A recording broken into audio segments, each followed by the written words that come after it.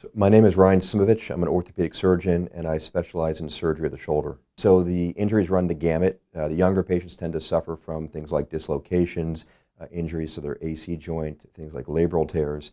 Middle-aged patients tend to suffer more from rotator cuff tears, very common.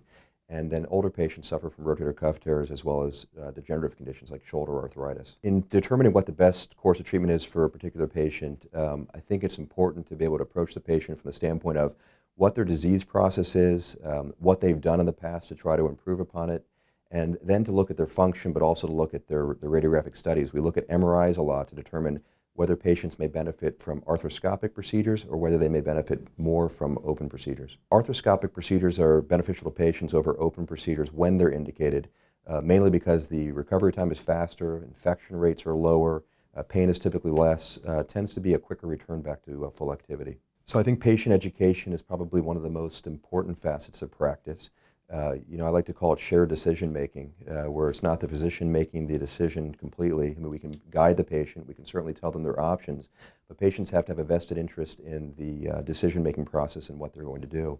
I think that's important because ultimately that will lead to the best outcome. And so my goals vary depending on what patients' goals are, and so there are certain pathologies where patients present with just plain old pain. And in some particular patients, it may be emphasizing pain reduction.